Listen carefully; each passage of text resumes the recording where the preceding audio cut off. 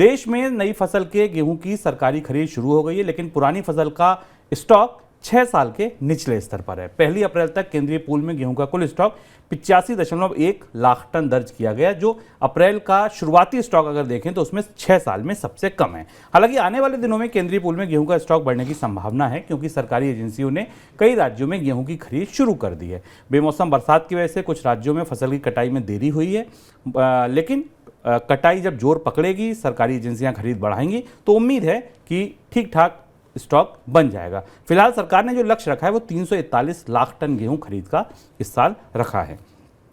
Sir, ये जो stock में रिकॉर्ड गिरावट है, इसका बाजार पर क्या असर पड़ेगा? शुभम, 2017 के बाद गेहूं के स्टॉक में इतनी तेज गिरावट हमें दिखाई दे रही न्यूनतम स्तर पर, वो भी फसल से पहले। इसे देखने के दो नज़रिए हो सकते हैं। एक नज़रिया हो सकता है कि गेहूं का स्टॉक जिस एक प्रमुख फसल से बनता है, वो फसल अब बाजार में आने वाली है, उसकी हार्वेस्टिंग शुरू हो गई है, कटाई शुरू हो गई है, गेहूँ बाजार में आना शुरू हो गया है। हालांकि मौसम के असर के कारण, बारिश के असर के कारण जो अभी गेहूँ की आवक है वो ख़राब है, उसकी क्वालिटी अच्छी नहीं है। लेकिन इस साल गेहूँ की सामान्य आवक अगले 1 हफ्ते में 2 हफ्ते में बाज़ारों में शुरू हो जाएगी और सरकार के FCI के पास गोदामों में गेहूं पहुंचने लगेगा। उसको देखने का एक नज़रिया ये हो सकता है। दूसरा नज़रिया ये हो सकता है कि अगर आप पिछले साल के परिदृश्य में देखें तो गेहूं पे सरकारी स्टॉक, गेहूं की महंगाई और बाजार में गेहूं की और मांग और आपूर्ति का जो पूरी व्यवस्था है, इसकी जो पूरी केमिस्ट्री है वो थोड़ी लड़खड़ा गई है। इस साल सरकार को पिछले साल के में गेहूं की खरीद का जो कोटा था उसे पूरा करने के लिए और ज़्यादा खरीद करनी है।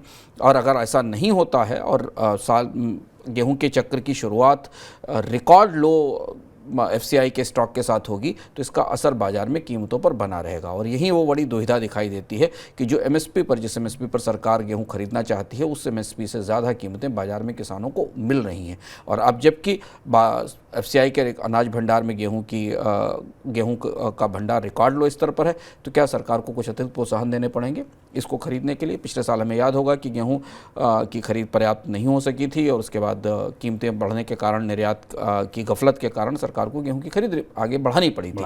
लंबे समय तक उसको खरीद करना पड़ा था, लेकिन उसके बाद भी रिकॉर्ड खरीद नहीं हो पाई थी और लक्ष्य पूरा नहीं हो पाया था। लक्ष्य इस बार काफ़ी बड़ा है और सरकार का अनाज भंडार भारतीय बाजार में अनाजों की महंगाई का सबसे बड़ा सूचकांक होता है। अगर सरकार के अनाज भंडार में पर्याप्त अनाज आ जाता है, गेहूं आ जाता है, तो बाजार में कीमतों को लेकर बढ़ोतरी की संभावना कम हो जाती है। और अब जाकर ये सारी स्थितियां एक जगह उलझ गई हैं, जहां एक पहली परिस्थिति है कि बारिश के कारण मार्च और अप्रैल के महीनों में, शुरुआती दिनों में खराब गेहूं आ रहा है, जिसके कारण बाजार में कीमतें ऊपर हैं। और दूसरा ये कि सरकार के पास अनाज का भंडार पर्याप्त रूप से नहीं है। क्या सरकार अलग से बोनस देगी या फिर इस खरीद के बाद इस खरीद में इस बार FCI पिछड़ जाएगी और बाजार में ज़्यादा गेहूँ बिकेगा, प्राइवेट पार्टीज़ उसको ज़्यादा खरीदेंगी? ये देखने वाली बात होगी।